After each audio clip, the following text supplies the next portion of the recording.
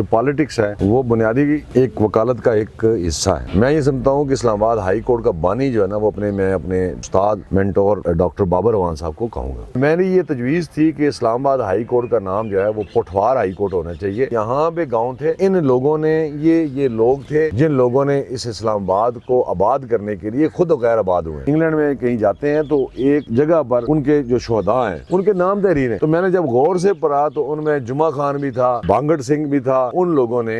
جن لوگوں نے ان کے لیے کام کیا ان کے سپاہیوں کے بھی نام وہاں پہ درج ہیں جنہوں نے ان کے لیے شہادت دی. تو میں نے نام تجویز دیا تھا جی کہ آپ اس کا نام پٹھوار ہائی کورٹ رکھیں, اور سیکنڈلی اس صوبے کا بھی نام جو ہے نا وہ صوبہ پٹھوار رکھا جائے. اب یہ ہے کہ جو دیہی وہ لوگ ہیں جن کا یہ اسلام آباد ہے, جو لوگ یہاں کے مالک ہیں. شاہ صاحب یہ جو آپ بات کریں بڑی امپورٹنٹ بات ہے. اس میں ایک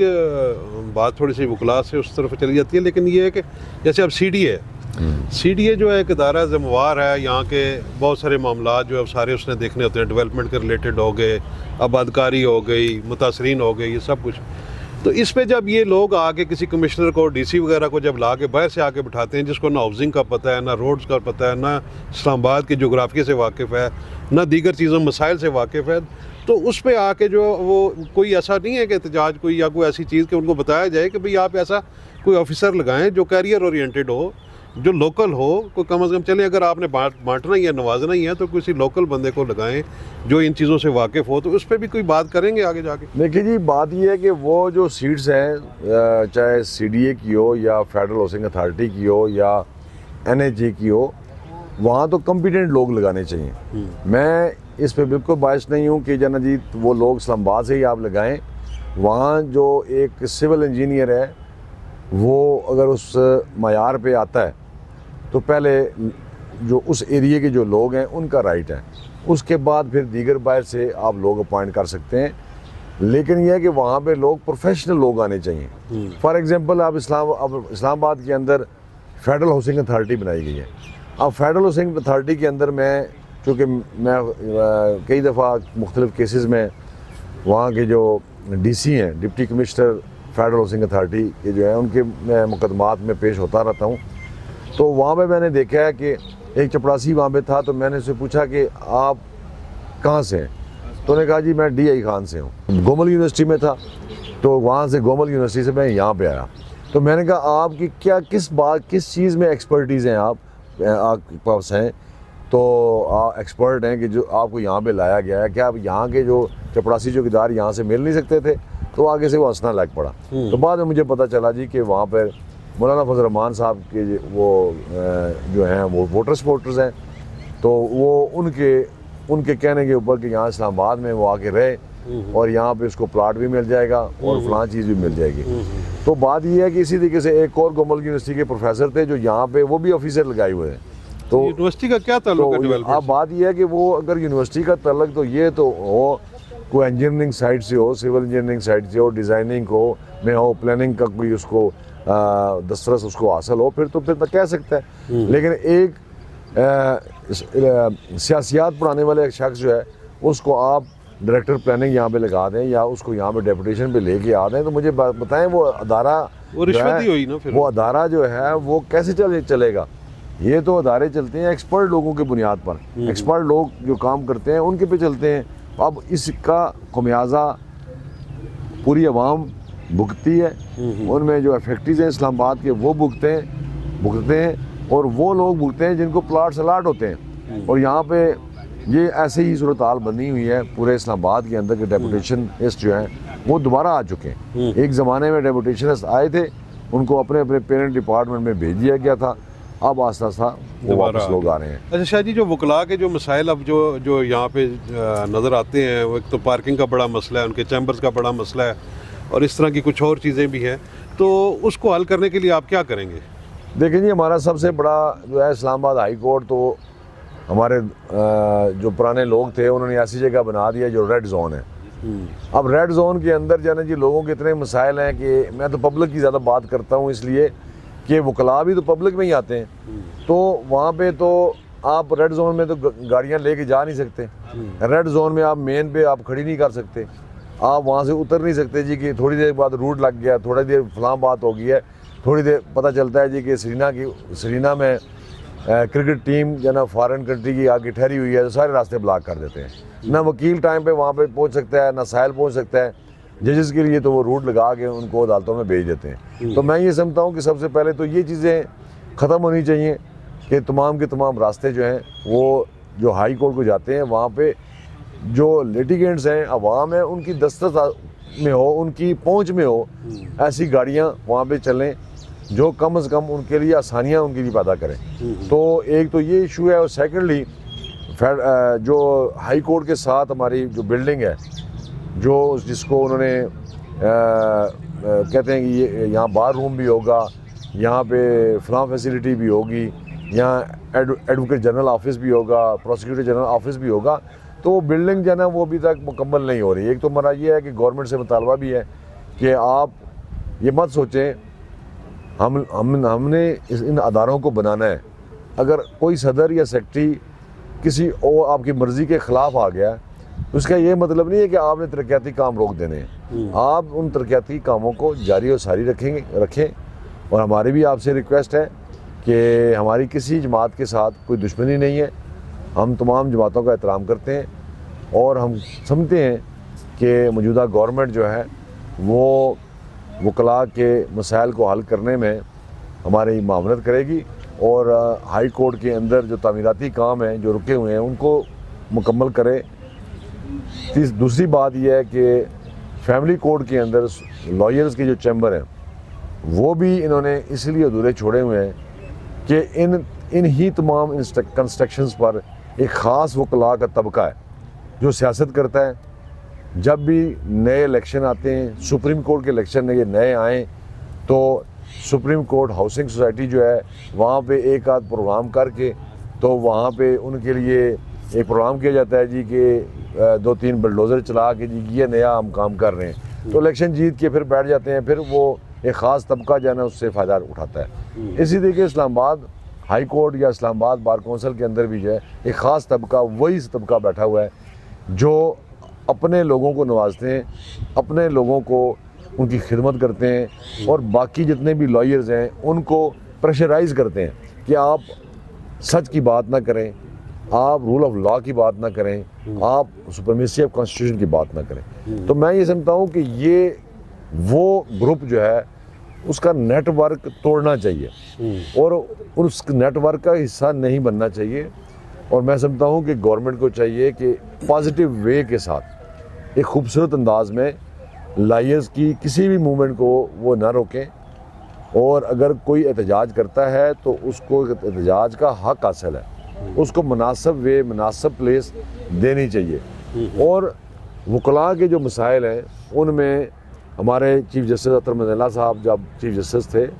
ایک ناخوشگوار واقعہ بنایا گیا، جی یہ نہیں ہے کہ وکلاء کی طرف سے بنا، اس کو ان میں ہی سے ان وکلاء میں سے کچھ وکلاء جو ایک خاص ہاتھوں میں کھیل رہے تھے انہی کے ہاتھوں وہ کھیلے، اور انہوں نے اطہر مدنی اللہ کے ساتھ ایک ڈرامہ کیا، اور اس میں 100 سے زائد وکلاء دہشت گردی کے مقدمات میں پابند سلاسل رہے۔ تو اب پابند سلاسل تو وہ رہے، لیکن اب اس کے بعد چیف جسٹس جو تھے اطہر مدنی اللہ صاحب، ان کو فائدہ کیا ہوا؟ فائدہ تو ان کو کوئی بھی نہیں ہوا،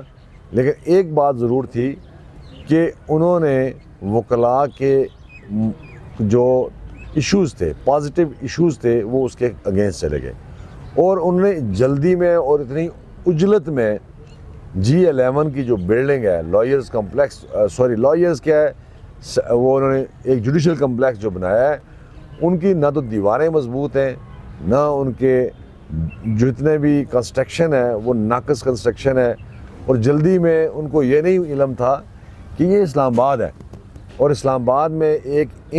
انچ جو لینڈ ہے وہ اتنی مہنگی ہے کہ آپ سوچ نہیں سکتے۔ تو انہوں نے اسلام آباد جو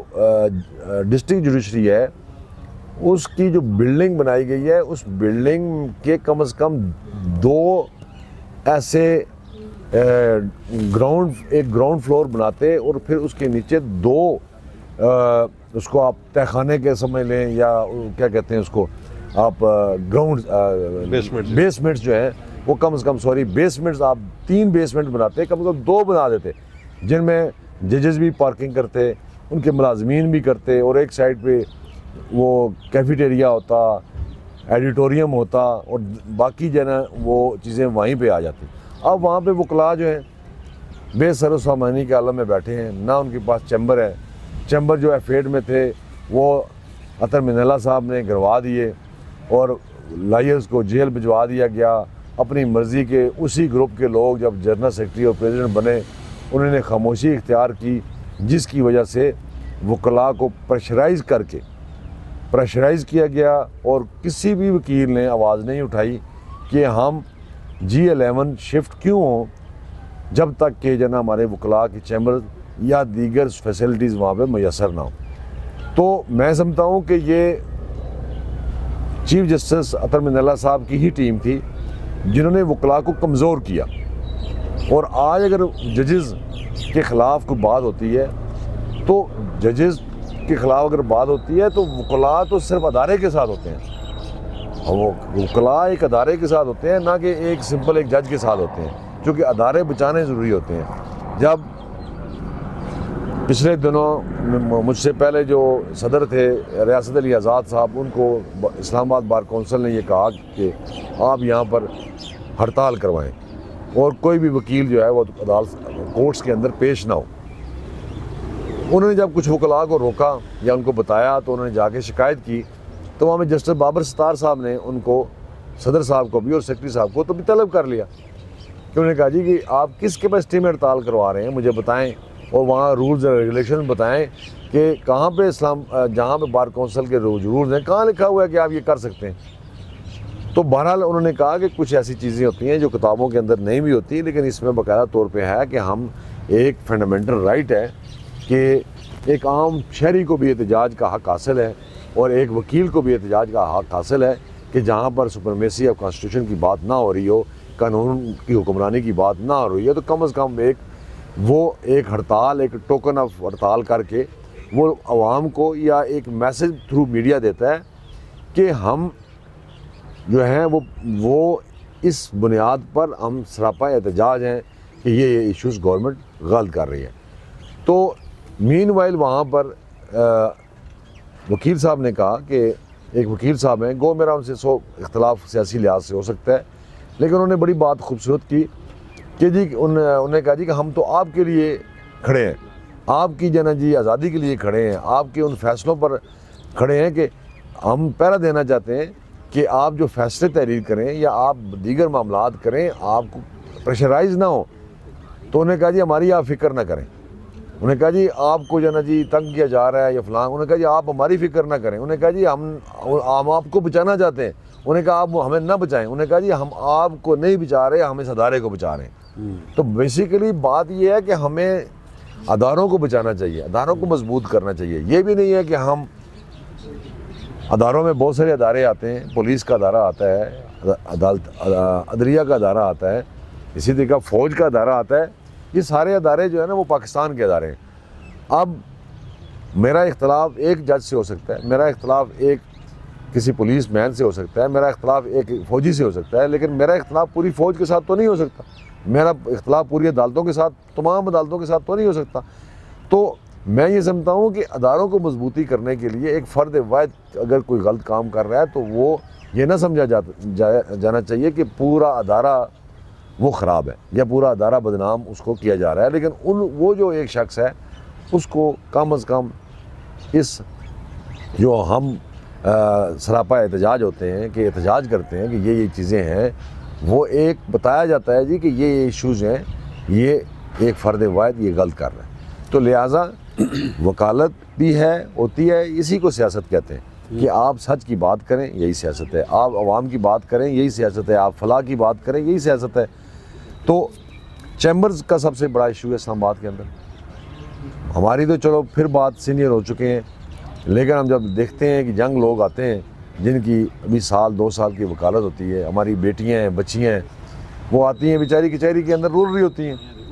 ان کے بیٹھنے کی کوئی جگہ نہیں ہوتی ہے۔ آپ مجھے بتائیں کہ وہاں آپ کیفیٹیریا کے اندر بیٹھے ہوئے ایک جو ہے وہ یہ بار روم کے اندر کیسے آپ بتا سکتے ہیں کسی جو آپ کے لیٹیگنٹ آتے ہیں, آپ ان کے ساتھ کیسے کاؤنسلنگ کر سکتے ہیں, کیسے ان کو سمجھا سکتے ہیں. کوئی شہادت تیار کروانی ہے, کوئی لکھنا ہے, کوئی پڑھنا ہے, مجھے بتائیں کہاں بیٹھیں گے. ججز تو آپ اپنی عدالتوں کے اندر بیٹھے ہوئے ہیں, وہ کام کر رہے ہیں, لیکن وکلاء باہر وہاں پہ وہاں پہ کیفیٹیریا سب بنا ہوا ہے, ڈھنگ کا بار روم بھی کوئی نہیں ڈھنگ کا بار روم نہیں ہے, نہ بیٹھنے کی جگہ ہے. اور تو اور چھوڑیں, جو بیسک نیسسٹی ہے واش روم, جہاں اسلام آباد بار ایسوسیشن جو ہے وہ 7,500 بار ممبران پر مشتمل ہے, اور واش روم صرف 3 ہے. یہ میں اس میڈیا کے ریفرنس سے یا اس کی وساطت سے میں ارباب اختیار کو بتا رہا ہوں کہ جو عطر من اللہ صاحب نے ہمارے لیے بلڈنگ بنائی تھی, وہاں پر پبلک کے لیے بھی اور وکلاء کے لیے بھی صرف 3 باتھ روم ہے, اور نہ لائبریری تھی نہ کچھ اور چیز تھا. پینے کا تو پانی میں صاف یہ سمجھتا ہوں کہ یہ اس وقت کے چیف جسٹس جو ہے وہ عطر من اللہ صاحب نے یہ اسلام آباد کے وکلاء کی کمر میں ایک خنجر گھونپا ہے. تو میں اس میڈیا کے ذریعے میں یہ بتانا چاہتا ہوں کہ ارباب اختیار کو بھی چاہیے کہ آپ وکلاء کی فلاح و بہبود کے لیے اس سوسائٹی کے لیے کام کریں اور وکلاء کے چیمبر بنائیں. چونکہ چیمبرز بنانے میں اگر 1-2 سال لگتے بھی ہیں تو ایٹ لیسٹ جو G11 کے اندر جوڈیشل کمپلیکس بنایا گیا ہے اس کے ساتھ ایک کھلا پلاٹ پڑا ہوا ہے, آپ عارضی طور پہ ان کو وہاں پہ کیبن بنا دیں, اور ان کیبنز کا آپ جو موجودہ کیبنٹ ہے اس سے آپ ایک ایفیڈیوٹ لے سکتے ہیں کہ جس وقت ان کے چیمبرز بن جائیں گے اس وقت کے بعد وہ اس پلاٹ کو خالی کر دیں گے. تو میں یہ سمجھتا ہوں کہ ایک ایفیڈیوٹ کی یا ایک حلف کی اہمیت کیا ہوتی ہے. ایک جج جب حلف اٹھاتا ہے کہ میں آئین پاکستان کی پاسداری کروں گا, تو بات یہ ہے کہ جب وہ آئین قانون کی پاسداری نہیں کرتا, قانون کی حکمرانی کی پاسداری نہیں کرتا, تو آرٹیکل 6 اس پہ لگتا ہے. تو کہنے کا مقصد یہ ہے کہ وکلاء کبھی